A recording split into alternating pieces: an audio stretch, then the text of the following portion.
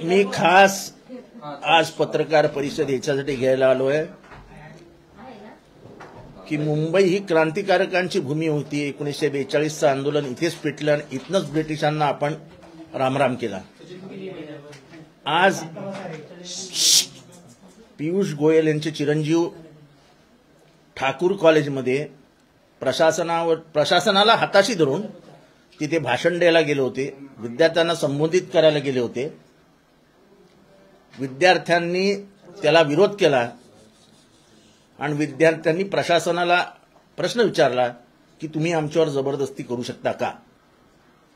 त्याचे व्हिडिओही व्हायरल झालेत। मला आठवतं की 1973-74 मध्ये गुजरात आणि बिहारमध्ये विद्यार्थ्यांनी आंदोलन सुरू केलं।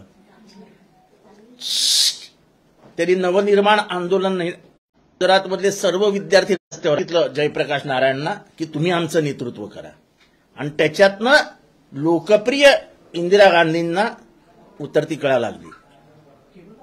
जगाच्या इतिहासामध्ये जेव्हा जेव्हा विद्यार्थी रंग पकडतो, विद्यार्थी एक भूमिका घेतो, तेव्हा तेव्हा विद्यार्थी काळामध्ये चे नेते तुम्ही निवडून बघा। लालू प्रसाद यादव हे विद्यार्थी नेते होते, नितीश कुमार हे विद्यार्थी नेते होते। उत्तर जे ग्रासरूट वरनं आलेत, म्हणजे वारसा घेऊन नाही, जे ग्रासरूट वरनं आलेत ते सगळे विद्यार्थी नेते होते, ज्यांच्यात बंड करण्याची तयारी होती, विरोध करण्याची तयारी होती आणि कुठल्याही येणाऱ्या आव्हानांना सामोरे जाण्याची होती। मी हे का बोलतोय तर मी पण कधीतरी एकदा विद्यार्थी होतो। मैं भी कभी 16 साल का था। त्या विद्यार्थी जीवनामध्ये केलेली आंदोलनं, फी वाढीविरुद्ध काढलेले मोर्चे, लाखाचे विद्यार्थी मोर्चे मुंबई युनिव्हर्सिटीवर यायचे। हा जोश मला हरवल्यासारखा दिसत होता। पण आज जेव्हा मी ठाकूर कॉलेजमधला विद्यार्थी बोलत असताना त्याच्या मागे उभा राहिलेला ठाकूर कॉलेजमधल्या विद्यार्थ्यांचा जनसमुदाय बघितल्यानंतर माझ्या आशा पल्लवित झाल्या की विद्यार्थ्यांना कळतंय की ह्या देशात जोर जबरदस्ती कशी चालू आहे, आणि त्यामुळेच विद्यार्थ्यांनी भूमिका घेतली। ठाकूर कॉलेजचा हा जो विरोध आहे, ठाकूर कॉलेजने ही घेतलेली भूमिका आहे, ही मुंबईत त्यांनी घेतलेली भूमिका आहे आणि ही देशाला मार्गदर्शक ठरेल। देशाला मार्गदर्शक ठरणारी भूमिका आज ठाकूर कॉलेजमध्ये घेतलेली आहे। आणि त्या विद्यार्थ्यांना मी आश्वासित करू इच्छितो की मी पण एकेकाळी विद्यार्थी चळवळीतनंच इथपर्यंत आलेलो आहे। तुम्हाला जेव्हा केव्हा गरज लागेल तेव्हा विद्यार्थ्यांचा एक प्रतिनिधी म्हणून तुम्ही मला कधीही बोलवा, मी तुमच्यामध्ये यायला तयार आहे। म्हणजे ह्याच्यापुढे आता त्यांच्यावरती पोलीस केसेस करतील, त्यांना पोलीस स्टेशनला बोलवतील, त्यांना मॅनेजमेंट सतवायला लागेल, असं कुठलंही जर केलं तर आम्ही सगळे विद्यार्थी चळवळीतने आलेले कार्यकर्ते तिथे त्यांच्यासाठी जाऊन उभे राहू। दुसरं, काल आम्ही इलेक्शन कमिशनला भेटलो, इलेक्शन कमिशनला सगळं सांगितलं। मी जे बोललो ते इथे सांगतो। मी सांगितलं की इलेक्शनच्या काळामध्ये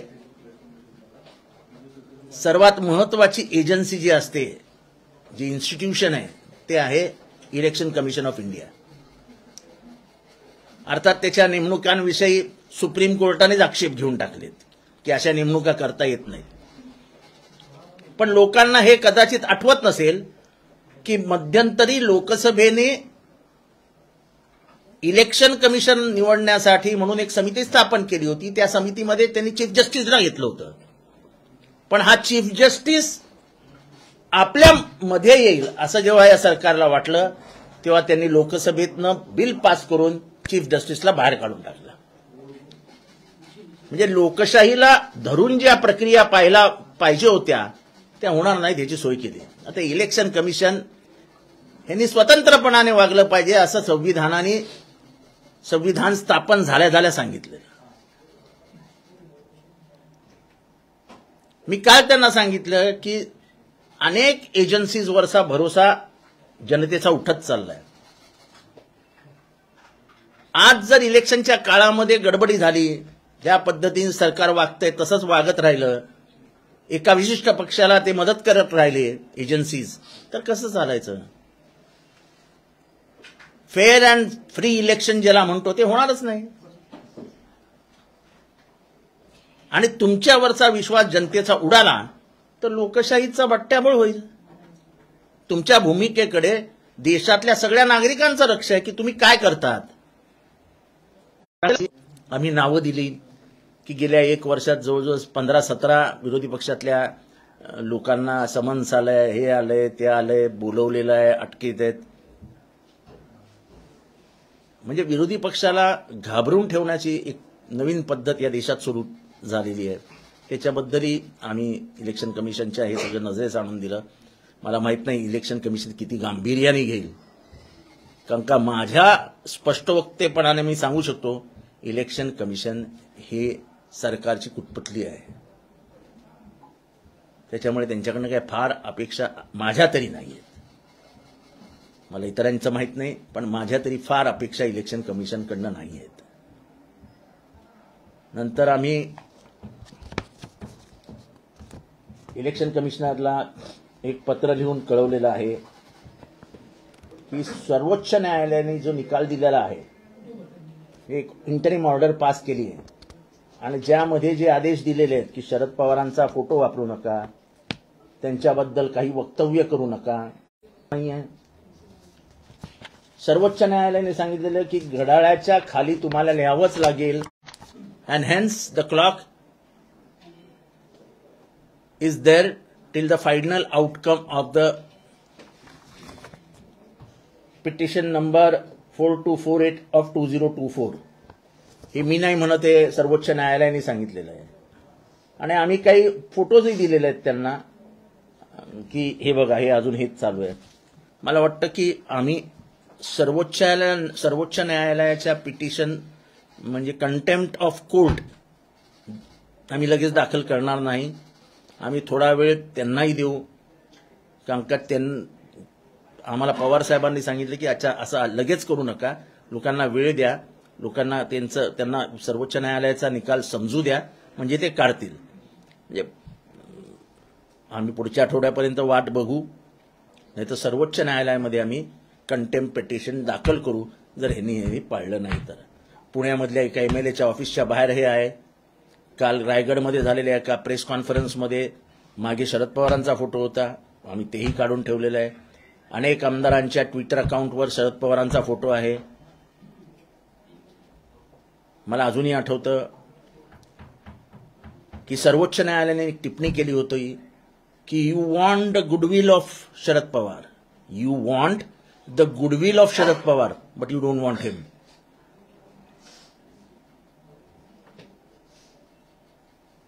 आणि शरद पवारांच्या कामाबद्दल कौतुक केलं होतं त्यांनी. काल सुद्धा मी इलेक्शन कमिशनरच्या तोंडातून एक शब्द ऐकला, शरद पवार साहेब म्हणाले. म्हणजे एक रेकग्निशन आहे जी शरद पवारांना, ती जजेसच्या तोंडातून दिसते. हे किती मोठं वाक्य आहे. त्यांनी ह्याच्यात म्हटलं की is one of the tallest personality in India. आमचं जेव्हा ते वादविवाद चालू होते तेव्हा, त्यामुळे आमचं सर्वोच्च न्यायालयाच्या निकालात धरून आम्ही इलेक्शन कमिशनरकडे अर्ज केलेला आहे. इलेक्शन कमिशनर काय ऍक्शन घेईल आम्हाला माहित नाही, पण पुढच्या आठवड्यात आम्ही उभ्या महाराष्ट्रातले सगळेच फोटो जमा करू आणि त्याच्यानंतर मनात नसताना आम्हाला सर्वोच्च न्यायालयात अवमान याचिका दाखल करावी लागेल. साहेब, शिरूरचे माजी खासदार शिवाजीराव आढळराव पाटील आज अजितदादांना भेटून गेले. मला एकंदरीत वाटतं त्यांचा पक्षप्रवेश होणे आहे. 2019चा बदला आम्ही 2024 मध्ये घेऊ असं त्यांनी सांगितलंय. ठीक आहे, इलेक्शन्स आहेत, बदला जनता घेते, बदला उमेदवार घेत नसतो. शिंदेचा उमेदवार अजितदादांनी पळवला असं दिसतंय कधी? मला त्यांच्याकडे कोण पळवापळी करतंय याच्याशी मला काय करायचंय.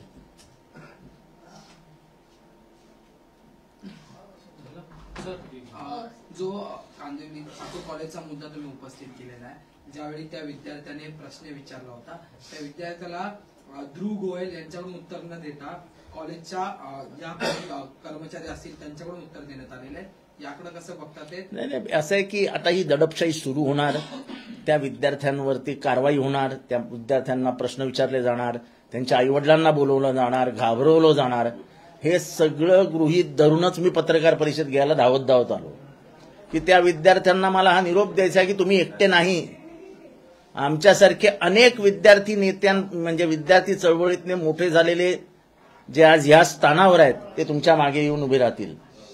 वेळेप्रसंगी आली तर आम्ही ठाकूर कॉलेजला पण जाऊ, असं नाही होणार. आम्ही त्या विद्यार्थ्यांना एकटं सोडणार नाही, कारण का राजकीय चळवळीमध्ये विद्यार्थ्यांचा मोठा भाग सहभाग असतो. म्हणजे चायनामध्ये सुद्धा त्यांच्या राजवटीला विरोध करणारा तायनामन स्क्वेअरमध्ये एक आंदोलन झालं होतं, ते विद्यार्थ्यांचं होतं. त्या सगळ्या विद्यार्थ्यांना मारून टाकलं होतं, पण हे माहीत असताना पण आंदोलनात उतरणारं ते रक्त होतं. जगातलं प्रत्येक क्रांतीची पहिली पावलं ओळखा. प्रत्येक क्रांतीची पहिली पावलं हे विद्यार्थी टाकतात, कारण का ते लीडर असतात, त्यांचा कुठेही स्वार्थ नसतो. पण जेव्हा त्यांना दिशा बदलताना दिसते तेव्हा त्यांच्या लक्षात येतं की ही दिशा सरळ करायला पाहिजे, कारण का आपल्या भवितव्याचा प्रश्न आहे. साहेब, तुम्ही म्हटलं होता की 48 तासात आमची यादी जाहीर होईल, पण 48 तास उलटून गेलेले अजूनही महाविकास आघाडीची आमची यादी तयार आहे. आमची यादी तयार आहे. आमच्या यादीला काही अडचण नाही आणि शरद पवार स्वतःहून कधीच यादी आधी जाहीर करणार नाहीत. शरद पवारांचं म्हणणं असतं की coalition is nothing but compromise and patience. त्यामुळे आम्ही त्यांच्या म्हणण्याप्रमाणेच वागू आणि आमची यादी ते जेव्हा सांगतील की जाहीर करा, जाहीर करून टाकू. हे बघा, आजही आम्ही सांगतो आहोत की वंचित यांची भूमिका जी आहे ती संविधानाच्या विरोधात चाललेली वर्तणूक ह्या देशाला घातक आहे असं ते म्हणतात आणि आमचंही तेच म्हणणं आहे. त्यामुळे दोघांनी एकत्र यावं ही काळाची गरज आहे. नाही तर काळ आपल्याला माफ करणार नाही, पुढची पिढी आपल्याला माफ करणार नाही. त्यामुळे मी आजही सांगतो की त्यांनी एकत्र आलं पाहिजे. आपण सगळ्यांनी एकत्रित लढूया, 1-2 सीट पुढे मागे करून एकत्रित जनतेच्या समोर जाऊया, जनतेला विश्वास देऊया आणि लढूया.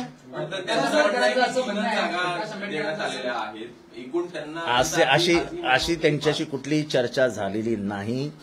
त्यांना 3 जागा दिलेल्या नाहीत. त्यांना जेवढ्या अपेक्षा होतात त्याच्या जवळ आम्ही आणून ठेवलेल्या आहेत. त्यांच्याकडनं जो निरोप आला होता, कोणी आणला होता ते मला माहीत नाही, पण त्यांना त्याच्यामध्ये 15 जागांचा वाद अजिबात नाही. 15 जागेंचा वाद आमच्यामध्ये नाही. खरंच असतोच त्याच्यात.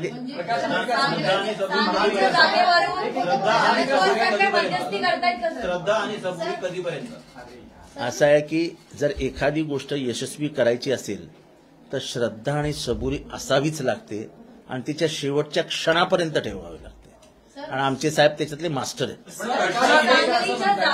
प्रकाश आंबेडकर असं म्हणतायत की महाविकास आघाडीचे नेते सातत्याने मीडिया समोर येऊन खोटं बोलतायत, आम्हाला 4 जागा ह्या मान्य नाही. असं आहे की मी काय त्यांचा मी त्या समितीचा काही प्रमुख वगैरे नाही. मी एक छोटासा प्रतिनिधी आहे. त्याच्यामध्ये ह्या प्रश्नाबद्दल बोलणं मला वाटतं मी त्याचं उत्तर देणं उचित होणार. सर, महाविकास आघाडीत भिवंडीच्या जागेचंही गणित आणलेलं आहे. तुमच्याकडून मागणी करण्यात येते, काँग्रेसकडून ती जागा. असं आहे ना, ठीक आहे ना, एखादी जागा असते. मग तुम्ही सोडणार का? तुम्ही सोडणार का ते पकडणार? जरा थांबा ना, वेळ आहे ना, तुम्ही थोडं थांबा ना. 3 जागा त्यांना आम्ही दिलेल्या नाही, तर नेमक्या किती जागा दिल्या ते पण सांगत नाही आणि तुम्ही पण सांगत नाही की किती जागा. असं आहे की आम्हाला आमच्या इंटरनल डिस्कशन मधलं काही बाहेर यावं अशी का अपेक्षा आहे तुमची? शेवटी एक गुपित नावाची गोष्ट असते ना, कॉन्फिडेन्शियल नावाची गोष्ट असते ना. तुमच्या कंपनी मध्येही तुमच्या संपादकाबरोबर तुमची कॉन्फिडेन्शियल मीटिंग असते की नाही? तुम्ही सांगता का आजचा अजेंडा काय आहे आमचा? रात्री कळतो आम्हाला आमची वाजल्यानंतर की आजचा अजेंडा यांचा हा होता. सर एक शेवटचा सर एक शेवटचा एका वृत्तपत्रात अशी माहिती आली की ज्यावेळेस अमित शहा आणि राज ठाकरे यांची भेट झाली त्याच्यानंतर त्या भेटीत राज ठाकरेंना प्रस्ताव देण्यात आलेला आहे. त्याच्यात असं म्हटलंय की एकनाथ शिंदे आणि राज ठाकरे यांचा पक्ष विलीन करून राज ठाकरे यांना अध्यक्षपदी बसून ही महायुती चालवता येऊ शकते. तुम्ही कसं बघता? बोलले हे तुम्हाला कळलं असेल तर मला माहित नाही, आणि तुम्हाला कळलं जरी असेल आणि तुम्ही मला प्रश्न जरी विचारला असेल त्याच्याशी माझा काय संबंध. त्यांनी विलीन व्हावं, त्यांचं एकत्रीकरण व्हावं, कोणी अध्यक्ष व्हावं, त्यांच्या मनाची मर्जी आहे. बेगाने शादी में अब्दुल्ला दिवाना. राज ठाकरे महायुतीत गेल्यास उत्तर भारतीय वोट बँक नाराज होईल का? याचा फायदा महायुती सगळ्यात होईल असं वाटतं? असं आहे की प्रत्येकाची गणितं लागलेली आहेत. ही गोष्ट खरी की उत्तर भारतीयांना मारले आहे. उत्तर भारतीयांची मुंबईत गरजच नाही असा त्यांची भाषा होती. तेव्हा उत्तर भारतीयांच्या मागे उभं राहण्याचं काम आमच्यासारख्यांनी केलं होता. त्या रिक्षाचा मालक मराठी माणूस होता आणि ड्रायव्हर उत्तर भारतीय होता. मी सहज विचारलं की मग मराठी माणूस आपला रिक्षा का नाही चालवत? रुपये मिळतात मला दिवसाला, हे उगाच करतायत. असं आहे की काही अंडरस्टँडिंग असतं, काही आपसी समझोते असतात आणि कष्ट करणाऱ्याला जगात सगळीकडे वाव मिळतो. आजचा हा इतिहास नाहीये, पारंपरिक इतिहास आहे. अख्ख्या युरोपमध्ये अनेक काम करणारे कष्टकरी भारतातनं गेले होते. आजही आफ्रिकेमध्ये भारतीय वंश जिवंत आहे, मॉरिशियसमध्ये आहे. ते कशासाठी गेले होते? काय श्रीमंत होते आणि मॉरिशियसमध्ये शेती घेतली होती काय? आज आफ्रिकेतले लोक बिचारे इथनं तिथनं कसे तरी पळून चोरून अमेरिकेत जाण्याचा प्रयत्न करतात. कशासाठी? शेवटी पोटाच्या प्रश्नासाठी स्थित्यांतर होतात. पण आघाडीला फायदा होईल? असा प्रश्न आहे की महाविकास आघाडीने कोल्हापूरची जागा जी आहे ती शाहू महाराजांना दिली, परंतु साताऱ्याच्या जागेचा वाद जो आहे साताऱ्याच्या जागेचा वाद जो आहे तो कायम आहे. उदयनराजे जे आहे ते वारंवार दिल्लीला जातात. असं आहे की आमच्या मनामध्ये कोल्हापूरची जागा म्हणजे आमच्या दृष्टीने फार महत्वाची आहे. शाहू महाराजांच्या महाराष्ट्राला मध्ये त्यांचं योगदान हे अतिशय महत्वाचं आहे. शाहू महाराज हे असे राजे, तुम्ही मध्ये बोलू नका यार. शाहू महाराज हे असे राजे होते की डॉक्टर बाबासाहेब आंबेडकरांची 11वीची परीक्षा झाल्यानंतर हा एवढा हुशार विद्यार्थी कोण आहे हे शोधण्यासाठी ते कोल्हापूरहून मुंबईला आले. मुंबईला बाबासाहेब आंबेडकरांची त्यांनी BIT चाळीत भेट घेतली आणि पुढच्या शिक्षणाचा सगळा खर्च तजवीज त्यांनी आणि बरोड्याच्या महाराजांनी केली. 1920 साली माणगाव येथे झालेल्या परिषदेमध्ये डॉक्टर बाबासाहेब आंबेडकरांनी त्यांना अस्पृश्य परिषदेला बोलवलं होतं. त्या परिषदेमध्ये त्यांनी असं बोट दाखवून सांगितलं होतं की तुम्हाला तुमचा नेता मिळाला. ते बोट बाबासाहेब आंबेडकरांकडे होतं. त्यांनी जातीपातीची लढाई संपवावी म्हणून रिझर्वेशन पहिल्यांदा शाहू महाराजांनी आणले. शाहू महाराजांनी मुसलमान, जैन, मराठी, मराठा सगळ्यांसाठी हॉस्टेल्स बांधले. असे कायदे गेले जे जनमानसाला चांगले असतील. त्यांनी कधीच भेदभाव मानला नाही. तो एक आगळा वेगळा राजा होता आणि त्यांची परंपरा आजही कोल्हापूरकर मानतात आणि त्यांच्या परंपरेचं कौतुक आजही महाराष्ट्रात होतं. स्त्रियांविषयीचं त्यांचं मत, आपल्या भगिनींना कसं सुरक्षित ठेवलं पाहिजे त्याबद्दलचं त्यांचं मत, हे सगळं महाराष्ट्राने बघितलंय, अनुभवलेलं आहे. आणि शाहू फुले हे खरं संविधानात आहेत. शाहूंचे विचार, फुलेंचे विचार हे संविधानात आहेत. संविधान म्हणजे काय? तर शाहू फुलेंचे विचार म्हणजे संविधान आहे. त्यामुळे हे शाहू महाराजांचं जे उमेदवारी आहे ही परंपरा पुढे नेण्याचा प्रयत्न आहे. हे बघा, उदयनराजे काय करतायत मला माहित नाही, पण आम्ही त्यांच्या घरी जाऊन त्यांना उमेदवारी दिली. तिन्ही पक्षाचे नेते त्यांच्या घरी गेले कारण का आम्हाला ह्या विचारांविषयी प्रचंड प्रेम आणि आदर आहे. शाहू फुले आंबेडकर म्हटलं की विषय संपला आमच्यासाठी. शिव फुले शाहू आंबेडकर ही विचारधारा जिवंत राहावी महाराष्ट्रात, याच्यासाठीच आमची लढाई असते. आता उदयनराजे काय करतात त्याच्याशी मला काय करायचंय. सर हिंदी में जानना चाहिए आप. हालांकि एक वीडियो वायरल हो रहा है जिसमें केंद्रीय मंत्री पीयूष गोयल के बेटे जो है एक सेमिनार में आते कॉलेज में, जहाँ पे वहाँ के छात्र जो सेमिनार में विरोध करते, क्या उसका देखो मैं एक विद्यार्थी, एक जमाने में विद्यार्थी रह चुका हूं. बहुत सारे आंदोलनों में मैंने हिस्सा लिया है और भारत की जो विद्यार्थी नेतृत्व की परंपरा है वो बहुत बड़ी है. स्वातंत्र्य से लेकर इमरजेंसी तक विद्यार्थी ही जंग लड़े थे. जब इंदिरा गांधी बहुत ज्यादा यानी चरम पे थी लोकप्रियता का, तब गुजरात और बिहार में आंदोलन शुरू हुआ था. उसका नाम था नवनिर्माण आंदोलन. और ये आंदोलन इतना बड़ा हो गया कि इंदिरा गांधी जो लोकप्रियता के शिखर पे थी आस्ते आस्ते आस्ते नीचे आने लगी. और यही आंदोलन से जयप्रकाश नारायण का नेतृत्व निकला कि उन विद्यार्थियों ने जाके जयप्रकाश जी को बोला कि अब इस संघर्ष का नेतृत्व आप कीजिए. तो ये इतिहास है, कोई पोछ तो नहीं सकता है. मुझे आज बहुत मैं प्रशंसा करना चाहता हूं, शुक्रगुजार हूं कि जो बड़े बड़े कर नहीं सकते हैं वो बच्चे कर रहे हैं. जो बड़ों को करना चाहिए वो बच्चे कर रहे हैं. पीयूष गोयल का लड़का वहां पहुंचा और जैसे ही वहां के मैनेजमेंट ने जोर जबरदस्ती करके विद्यार्थियों का कहा कि अंदर जाके बैठो, कुछ विद्यार्थी समुदाय ने विरोध किया. और वो विद्यार्थी समुदाय कम नहीं था, 300-400 विद्यार्थी थे उसमें, देखो वीडियो.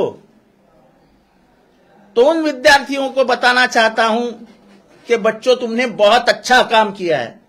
तुमने सिर्फ तुम्हारे कॉलेज में एक भूमिका नहीं निभाई, लेकिन लोगों के जो दिल में डर है वो डर को तुमने भगा दिया है.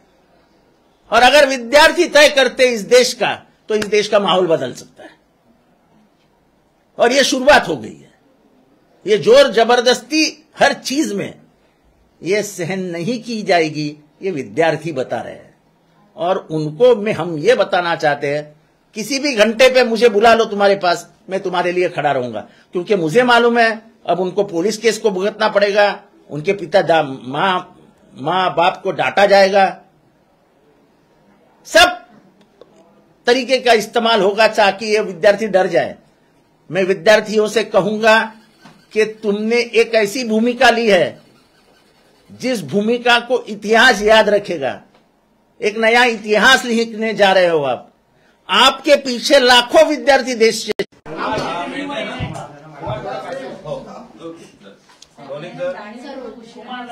मी खास आज पत्रकार परिषद याच्यासाठी घ्यायला आलोय की मुंबई ही क्रांतिकारकांची भूमी होती. 1942चं आंदोलन इथेच पेटलं आणि इथनच ब्रिटिशांना आपण रामराम केला. आज पीयूष गोयल यांचे चिरंजीव ठाकूर कॉलेजमध्ये प्रशासनाला हाताशी धरून तिथे भाषण द्यायला गेले होते, विद्यार्थ्यांना संबोधित करायला गेले होते. विद्यार्थ्यांनी त्याला विरोध केला आणि विद्यार्थ्यांनी प्रशासनाला प्रश्न विचारला की तुम्ही आमच्यावर जबरदस्ती करू शकता का. त्याचे व्हिडिओही व्हायरल झालेत.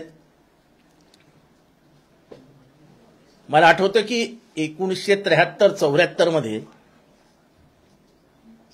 गुजरात आणि बिहारमध्ये विद्यार्थ्यांनी आंदोलन सुरू केलं. त्यांनी नवनिर्माण आंदोलन नाही, गुजरातमधले सर्व विद्यार्थी रस्त्यावर सांगितलं जयप्रकाश नारायणना की तुम्ही आमचं नेतृत्व करा. आणि त्याच्यातनं लोकप्रिय इंदिरा गांधींना उतरती कळा लागली. जगाच्या इतिहासामध्ये जेव्हा जेव्हा विद्यार्थी रंग पकडतो, विद्यार्थी एक भूमिका घेतो, तेव्हा तेव्हा विद्यार्थी काळामध्ये चे नेते तुम्ही निवडून बघा. लालू प्रसाद यादव हे विद्यार्थी नेते होते, नितीश कुमार हे विद्यार्थी नेते होते. उत्तम जे ग्रासरूट वरनं आलेत, म्हणजे वारसा घेऊन नाही, जे ग्रासरूट वरनं आलेत ते सगळे विद्यार्थी नेते होते, ज्यांच्यात बंड करण्याची तयारी होती, विरोध करण्याची तयारी होती आणि कुठल्याही येणाऱ्या आव्हानांना सामोरे जाण्याची होती.